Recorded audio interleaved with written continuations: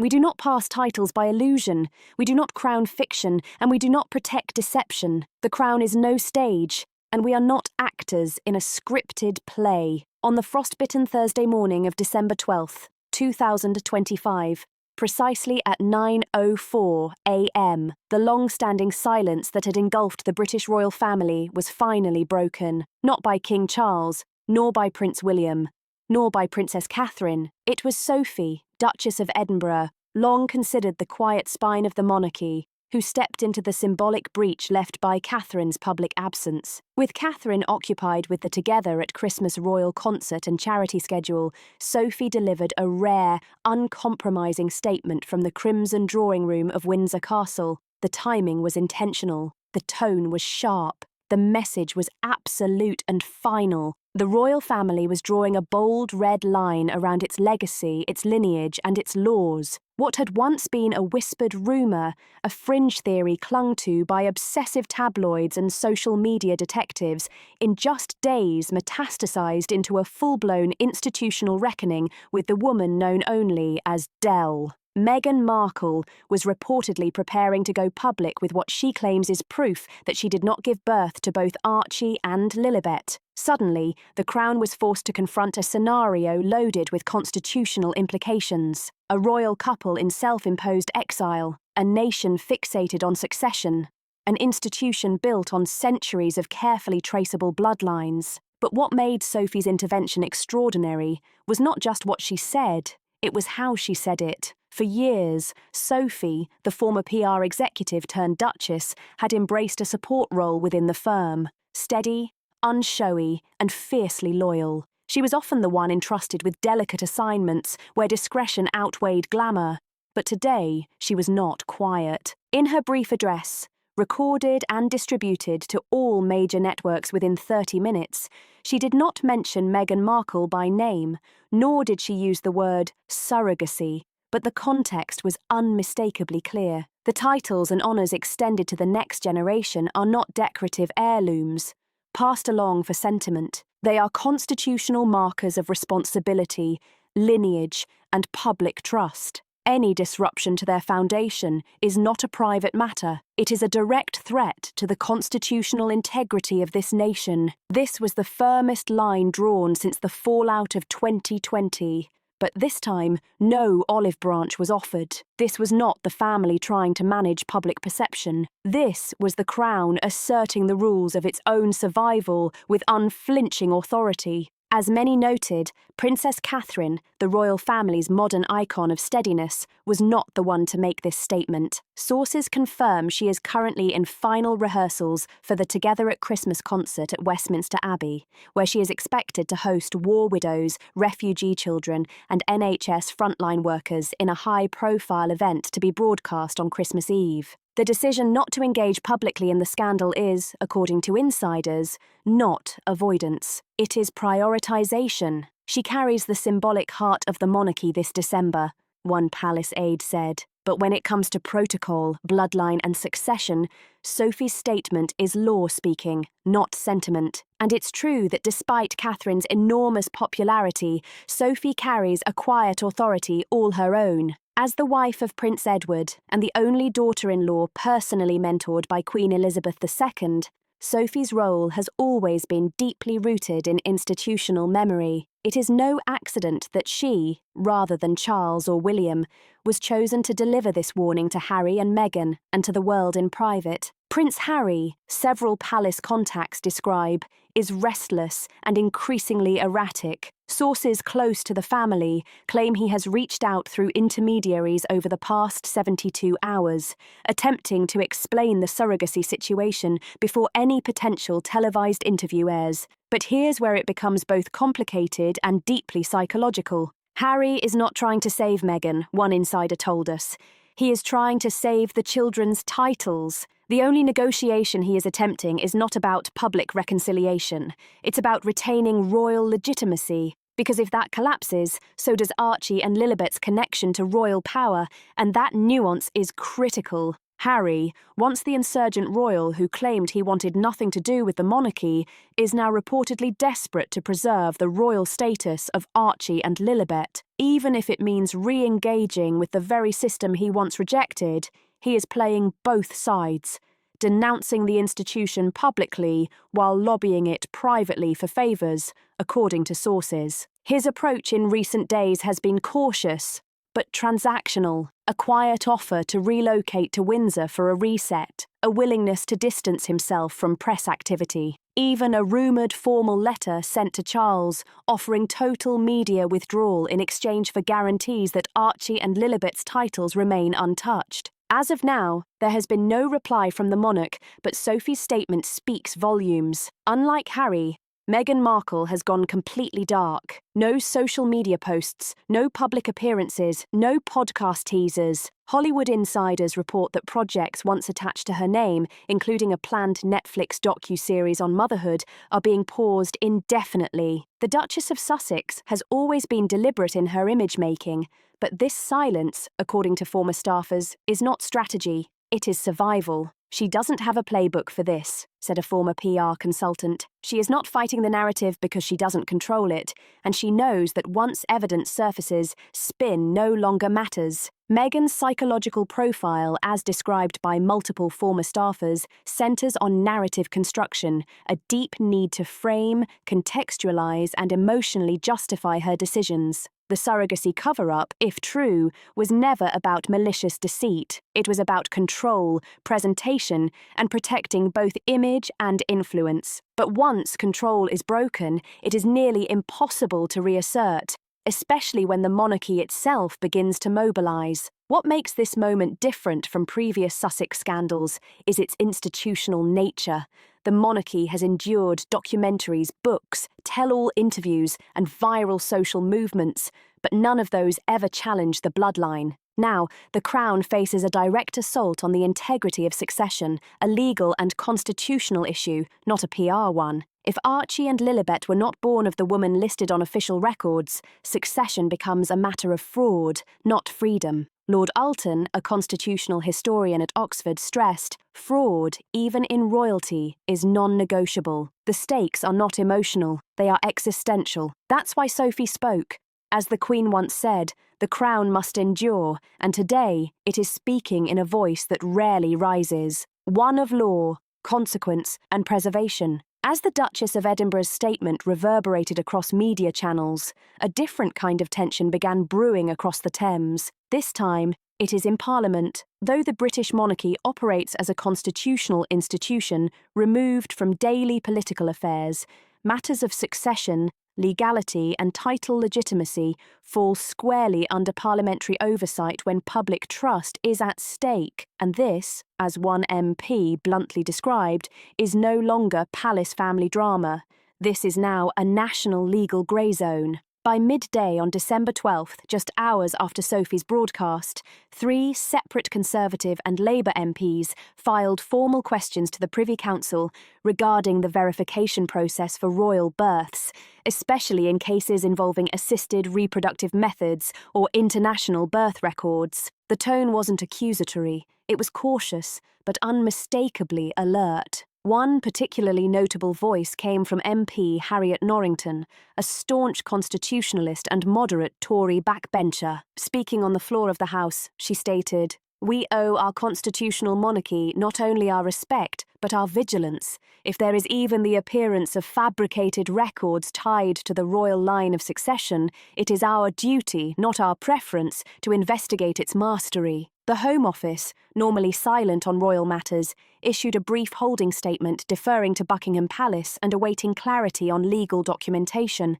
But behind closed doors, senior civil service lawyers are reportedly reviewing how the Births and Deaths Registration Act might apply to foreign-born royal children, especially in light of DL's claims. Pending disclosure, there is no modern precedent, but a quiet fear grows of what such a precedent might trigger. What adds weight to the current crisis is the recent unsealing of a clause from Queen Elizabeth II's private will, uncovered in late October by Princess Anne during her annual visit to Balmoral. The clause, handwritten and dated March 2022, just 6 months before Her Majesty's passing, included a note emphasising clarity and legality for all descendants in the line of succession, especially those born outside sovereign soil. At the time, this line was interpreted as a general precaution in a post-Brexit globalised world, but today its significance resonates with urgent clarity, marking it as a foundational reminder that succession rules must be airtight and the monarchy's integrity preserved. But in light of DL's allegations, the clause has taken on a haunting relevance. The Queen was no fool, as a former private secretary to Her Majesty explains. She had long observed how Harry and Meghan's path diverged from centuries of tradition. That clause was her way of leaving behind a warning, or perhaps even a challenge. Every word carefully measured, every sentence a safeguard against chaos. It was all inches away from a blueprint of precaution. Princess Anne, fiercely protective of the monarchy's structural integrity, has reportedly instructed the Lord Chamberlain's office to initiate a full review of the clause's legal binding status under existing royal succession protocols. If activated, it could provide the monarchy with a fallback mechanism to reassess or even revoke titles granted under disputed circumstances. Out on the streets and across social platforms, the nation appears sharply divided. Polls conducted by YouGov between December 12th and 13th show 54% of respondents believe the royal family should investigate and clarify the truth surrounding Archie and Lilibet's birth circumstances. Meanwhile, 38% insist the issue is a private family matter and should not affect their titles, while the remaining 8% are undecided or feel the monarchy itself should be reformed altogether. Even more striking, among younger demographics, support for transparency in royal bloodlines is stronger than expected. One viral TikTok comment, viewed over 2 million times, summed up the public sentiment perfectly. If they hid something this big from us, what else is just a performance? The question lingered like a shadow over the institution itself. Meanwhile, support for Catherine has only grown. Images of her recent visit to St Mary's Children's Ward, holding the hand of a terminally ill girl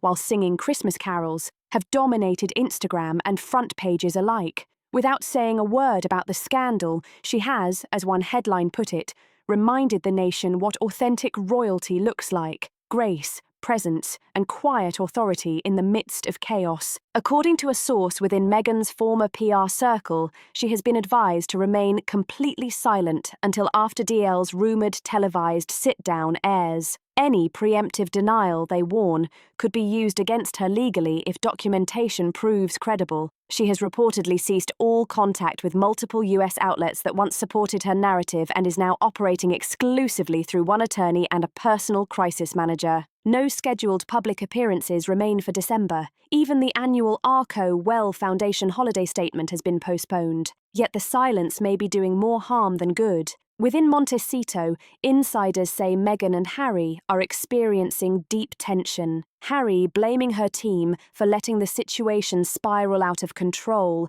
Meghan accusing Harry of cracking under pressure. Both have now realised that the game they were playing with public image and institutional resistance has escalated beyond strategy into the realm of evidence and legality. And for the first time, the Crown is not waiting quietly in a private room deep within St James's Palace. Beneath portraits of long-dead sovereigns and oil lamp chandeliers, a small group of advisors, constitutional lawyers, and military liaisons gathered at the request of Princess Anne. The tone was brisk, the agenda blunt. The question was no longer whether DL would go public with evidence linking her to Archie and Lilibet. It was when and how the Crown would legally and symbolically respond. And as the Crown's enforcer, Anne has long stood apart from the emotional dynamics of the Sussex drama. Where others wavered, she hardened. Now, with Sophie having drawn the public line, it is Anne who has been charged with fortifying the institutional barricades behind it. This is no longer about scandal, it is about sovereignty. If the bloodline is not guarded, then the House of Windsor is merely theatre, she told aides, according to sources familiar with the session. By December 13th, palace legal teams had begun assembling what insiders are calling the Bloodline Sovereignty Addendum. an internal doctrine outlining the qualifications, documentation, and disclosures necessary for future heirs under direct sovereign oversight. Though unofficial for now, the doctrine is already circulating among key royals. The document would require independent medical verification for all royal births tied to the line of succession, public acknowledgement if assisted reproductive methods are used, and a clear policy on disqualification of heirs born under false or obscured maternal claims. Some interpret this as a veiled strike against Meghan, but in truth, it is a safeguard against future breaches, a preventative firewall written in the language of law, not vendetta.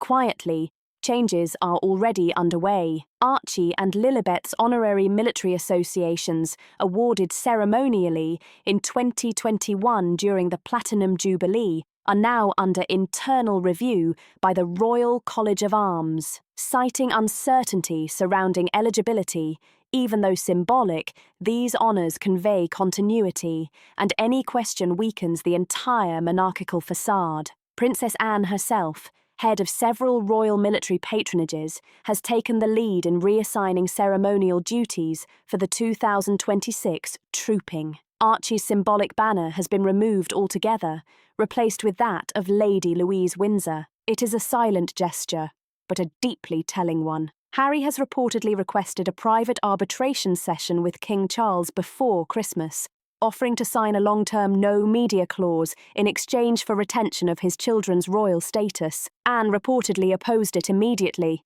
calling it a bribe dressed as a negotiation. Sources say Anne's influence, coupled with Sophie's public clarity, has shifted the palace toward total institutional separation from the Sussexes. If DL's documents are confirmed, Harry cannot break the structure and then demand protection from the fallout. "This isn't personal, it's architectural," one senior official explained. Buckingham Palace has increased security at its royal archives. The Privy Council is preparing briefing notes on precedent for royal title revocation due to fraudulent eligibility. Several constitutional scholars are being invited to Sandringham for a private holiday session, not to discuss festivities, but to prepare for a possible removal of royal status from two minors born into an illusion. What was once emotional noise has become precise procedural machinery.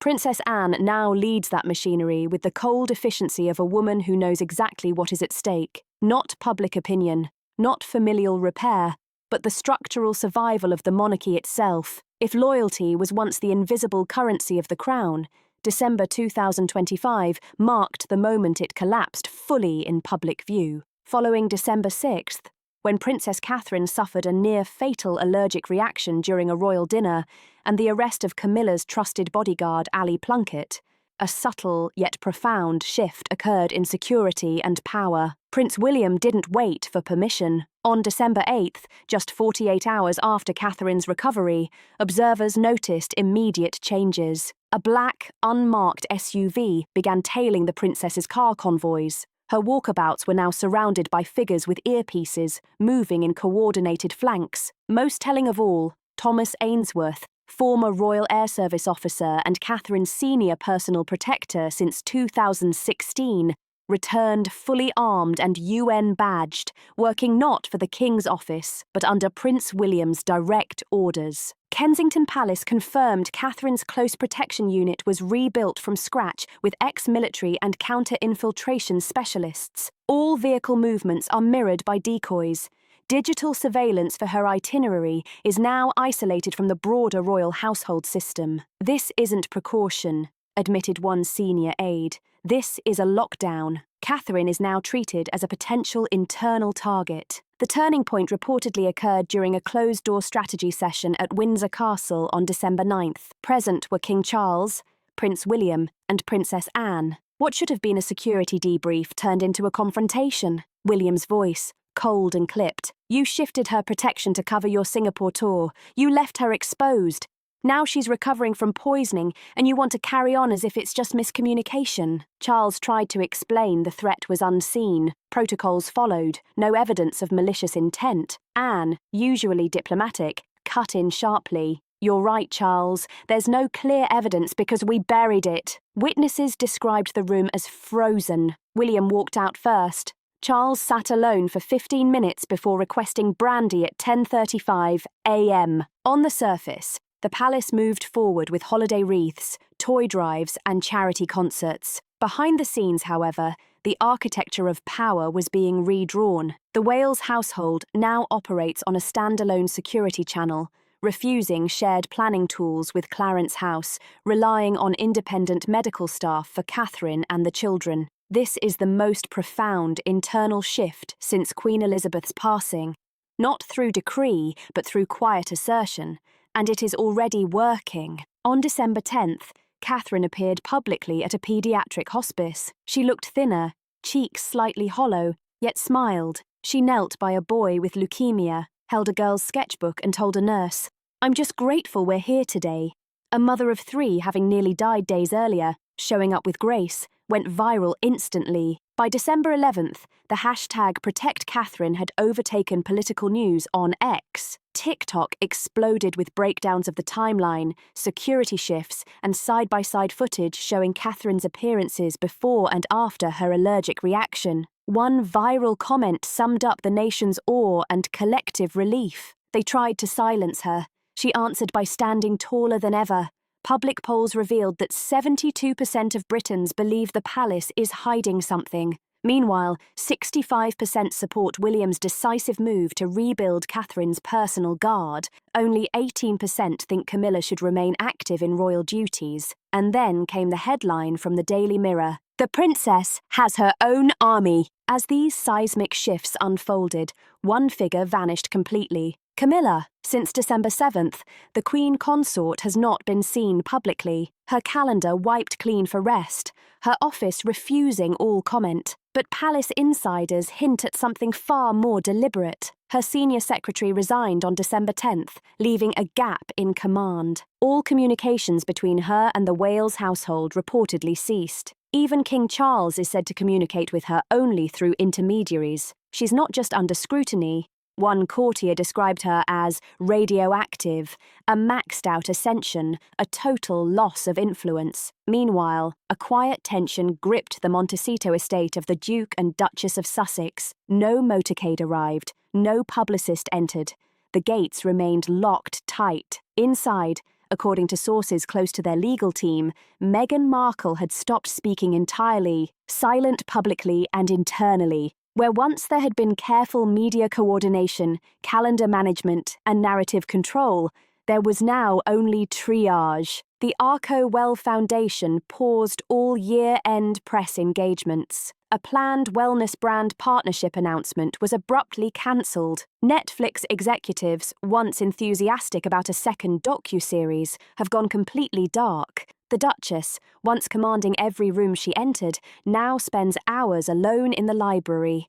She knows what's coming from across the Atlantic. DL, the woman at the heart of the surrogacy storm, is preparing to go public. A televised interview is scheduled, and her legal team confirmed that all documents will be released to the press simultaneously. Hospital records, clinic logs, financial transfers, and, most damningly, an NDA co-signed by a senior aide in Harry's office in late 2018. For all their experience managing scandal, the Sussexes are facing something categorically different. Not opinion, not rumour, but hard, undeniable evidence. This time, no amount of charm, victimhood, or media deflection will obscure the truth. Sources confirm Harry and Meghan are no longer a united front, even behind closed doors. The unravelling began in early December, just after Duchess Sophie's Windsor statement. Insiders say Harry was enraged that Sophie, not Charles or William, was the face of royal discipline. He reportedly saw it as a deliberate slight against him personally and Meghan indirectly,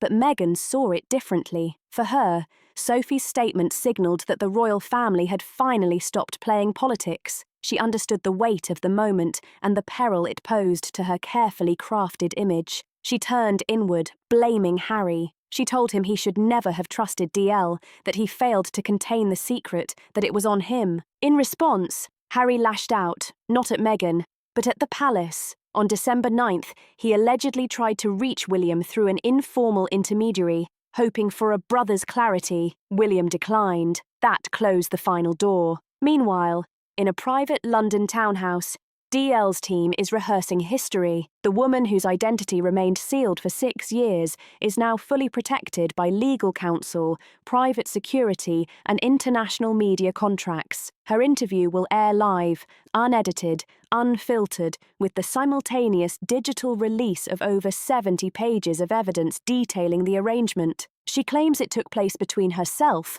a California-based fertility clinic, and the Sussex team from 2018 to 2020. Among her most significant items, ultrasound scans dated 4 months before Archie's official birth announcement, a direct email from a palace-linked intermediary discussing an identity firewall, travel logs confirming DL's presence in Colorado during Meghan's alleged due date, photos from inside the clinic, including one where Harry's initials appear under intended father, and perhaps the most damaging, a 2-page memo drafted by a UK legal team in early 2019 outlining the fallout if the birth secrecy were ever exposed. The memo includes a line now going viral in legal circles. Perception is reality until documentation proves otherwise. Whispers of it echo through every corner of Westminster and Windsor. This is no longer a UK story alone. American media has picked up the scandal, CNN,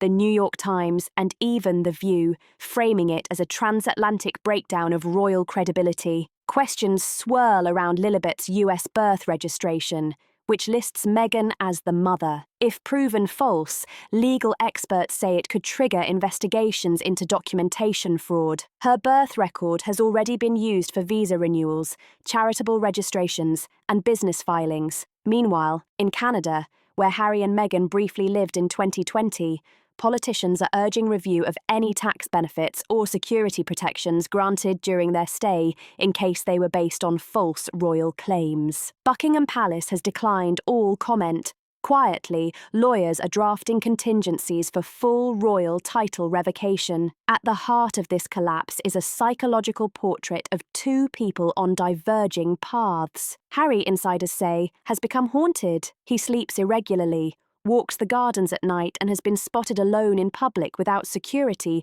for the first time in over a year. Friends, though still speaking to the press, describe a man undone by silence. He never wanted this. He wanted protection, privacy, a clean break. What he got was chaos, alienation, and now, potentially, the legal erasure of his children from the royal line. Meghan, by contrast, remains defensive but calculating. Her silence is strategy, a waiting game, or refusal to legitimize the scandal until it fully goes public. She still believes she can come back from this.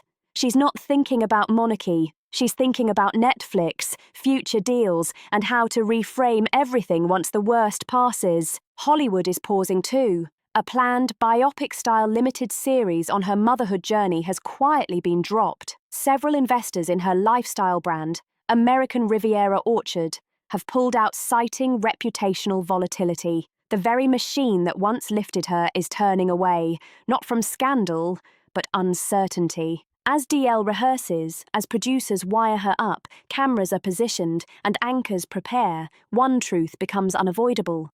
The illusion ends here. For the Sussexes, whose post-royal identity was built on authenticity over tradition, the consequences will be poetic, because tradition is now fighting back with protocol, law, and undeniable evidence. In just 3 days, DL will speak. And when she does, the story will no longer belong to Harry or Meghan.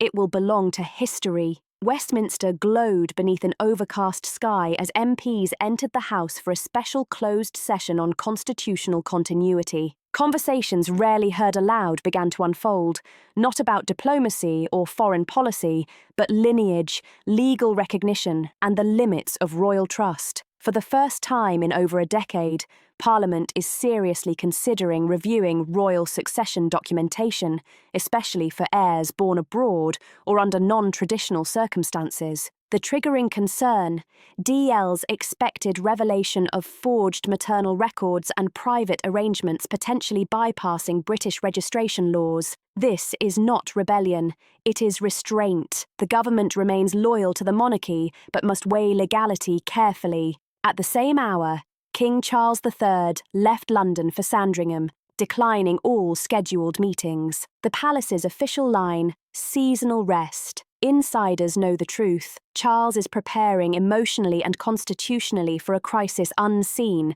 since Edward VII's abdication. Reports say he will spend the coming days in seclusion, surrounded only by trusted legal counsel. Princess Anne and a private secretary from Elizabeth II's staff, a bridge to an era of discipline, stand ready. Meanwhile, Duchess Sophie quietly prepares a historic Christmas address expected to be delivered on behalf of the Queen Consort's office. This would mark the first time a non-monarch, non-consort woman addresses the nation on Christmas Eve. Her speech, sources say, will focus on truth, stability, and enduring responsibility.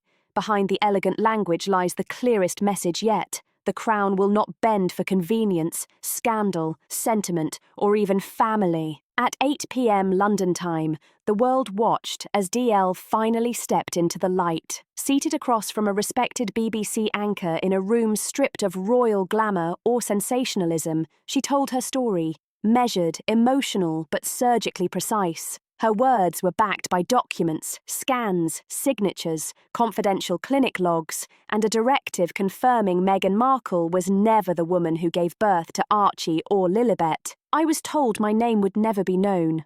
I was told they'd protect me. But once the babies were born, I was erased, she stated. The broadcast ran 42 minutes. By the third minute, #RoyalBirthTruth was trending in 13 countries. CNN ran a breaking special titled Succession Under Fire. The New York Times released an editorial, The Price of Royal Illusion in the UK. Parliament confirmed it would open an independent inquiry into royal birth registrations tied to succession titles. Members from both parties demand clarification on whether laws were violated, not just by the Sussexes, but by royal aides complicit in the cover-up. The palace issued a brief 4-line statement. We have taken note of the public claims made this evening. We remain committed to upholding the dignity and continuity of the Crown. No further comment at this time. Inside Windsor, sources report a storm of preparation. Legal teams are drawing up what may become the most consequential royal decree of King Charles's reign, a formal revocation of all succession rights and titles for Archie and Lilibet, pending the inquiry's outcome. As the interview credits rolled, DL delivered one final line. This isn't revenge, this is identity, and they knew it from the start. The monarchy, once protected by myth and silence, now stands exposed. Its future is not destroyed, but rewritten. Not with rage, but with records. If you found this shocking and need more royal revelations, don't forget to like, subscribe, share, and comment below. Let's talk about how history is rewriting itself right before our eyes.